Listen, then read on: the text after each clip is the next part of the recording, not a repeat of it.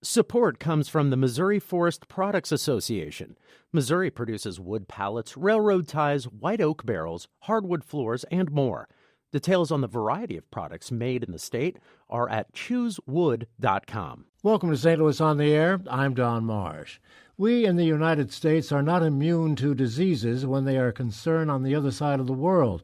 We'll take a closer look a little bit later after a conversation with St. Louis Public Radio Statehouse reporter Marshall Griffin in Jefferson City.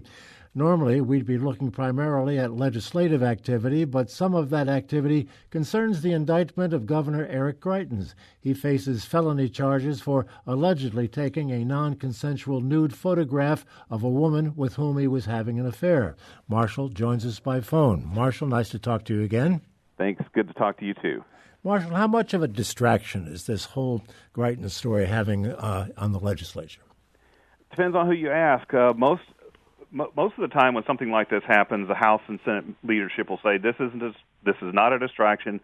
We can carry on as business as usual, and we will. But now you have some lawmakers actually openly admitting this is a distraction. There were, for example, Marcia Hafner, who is one of the Republican women who has called on the governor to resign, has said, people aren't asking me about, the legislation that I'm working on or the needs of their community, and are we answering them? People are calling and asking me or stopping me in the hallways and asking me about the governor. And is the governor going to resign? How is this is making Missouri look bad? So it is becoming a distraction and a bigger one than some of the other past scandals have been. Is there a partisan dimension to this? By that I mean, are Republicans a kind of with him and Democrats against him, or is it a bipartisan concern? It is among lawmakers. It is a bipartisan concern. On Monday, after the House Speaker and Representative Jay Barnes announced the formation of an investigatory committee to look into the Greitens indictment, two other lawmakers held a press conference right afterwards. Marcia Hafner, one of them. The other was Shamed Dogan. Both of them are House Republicans, and they both have called on the governor to resign. Representative Dogan specifically accused the governor of lying, of saying, in regards to the existence of a photograph, that Dogan said that, I was told that there was no photograph. Now there appears to be one, and he feels like the governor misled him.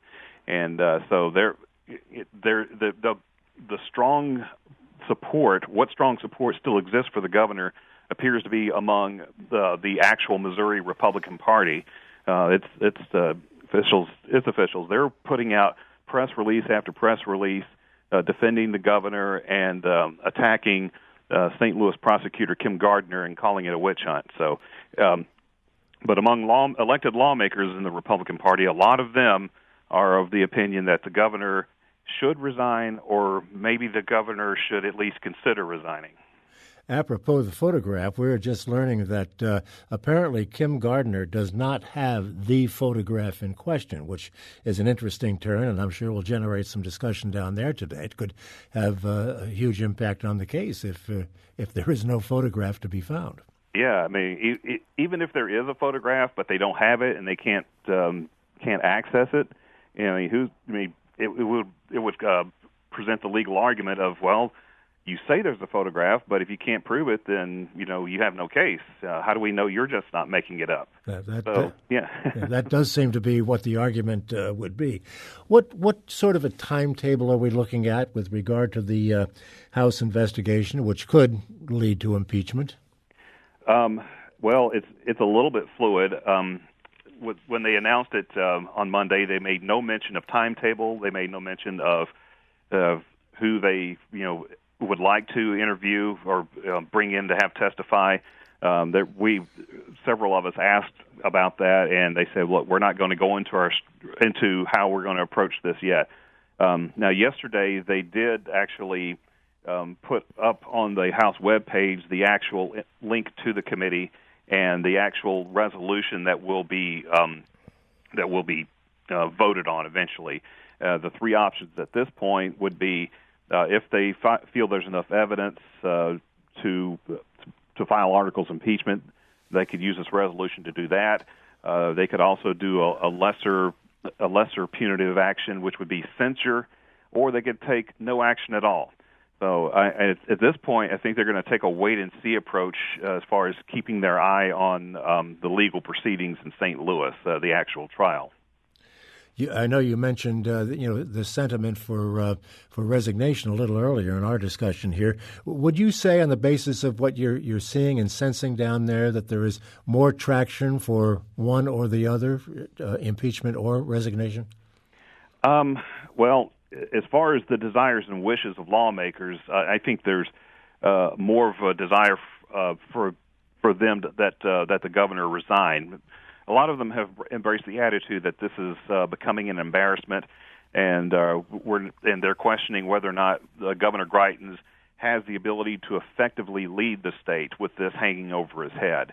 And based on that, a lot of them are calling on him to resign.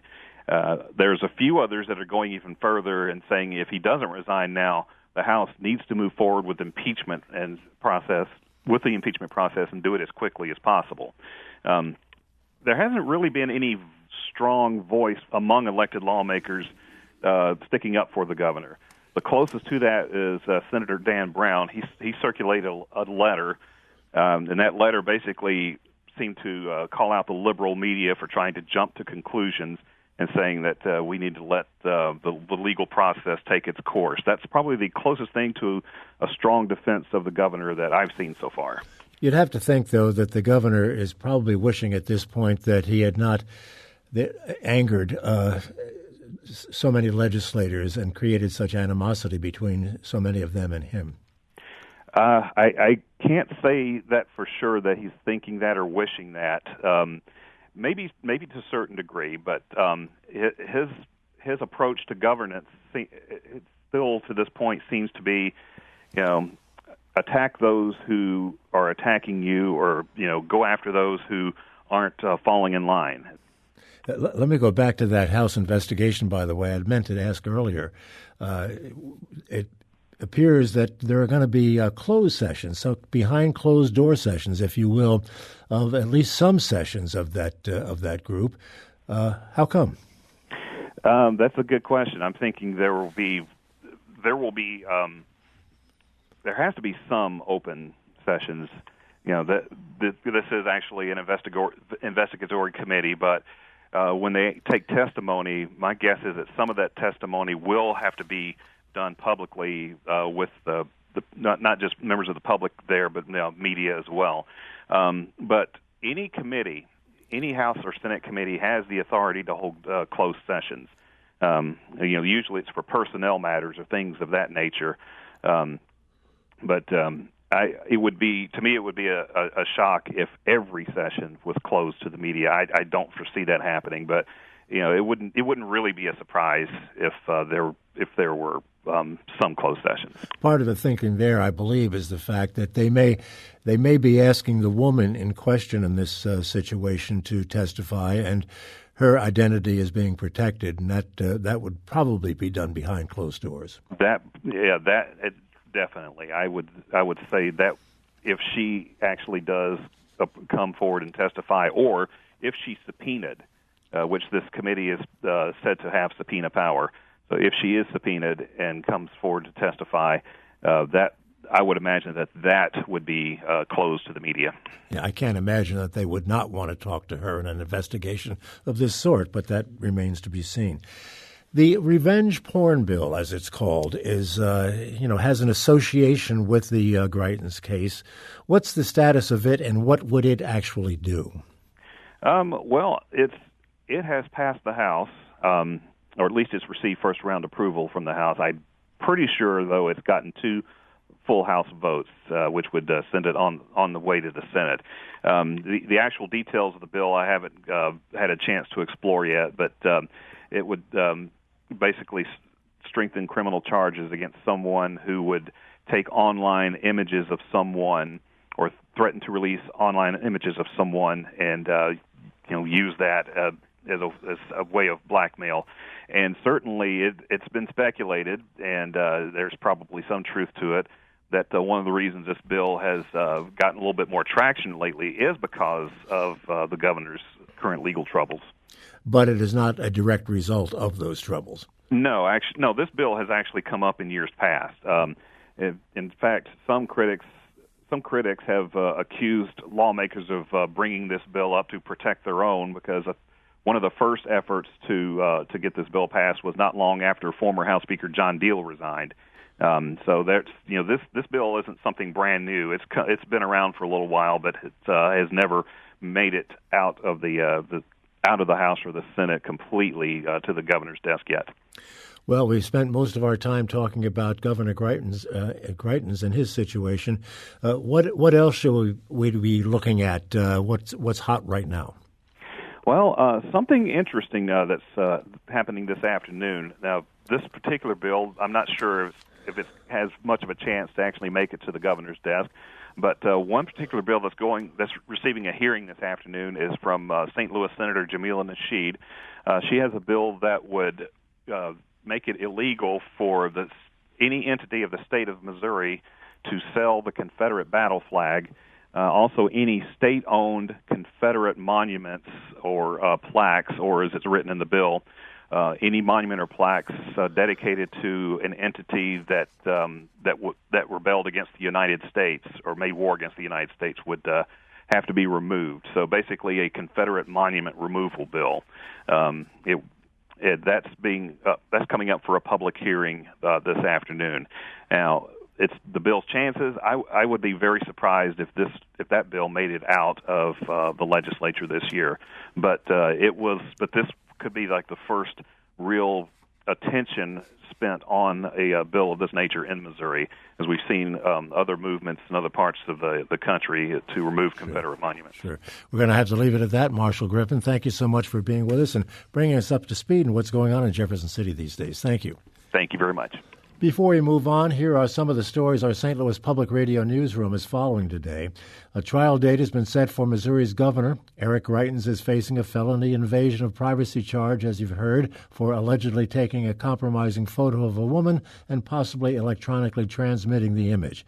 St. Louis Circuit Court Judge Rex Burleson has set a trial date of May 14th. The Missouri Gaming Commission could issue the state's first daily fantasy sports licenses today. Officials from DraftKings and FanDuel are among the companies slated to make presentations to the commission in Jefferson City. Some of those websites are already operating in Missouri. They were grandfathered in after licensing regulations went into effect in 2016. And Webster University has launched a program to train classroom teachers as school counselors. School counseling resources can be particularly strained in high-poverty schools and have received more attention following the Florida high school shooting. This is St. Louis on the Air on St. Louis Public Radio, 90.7 KWMU.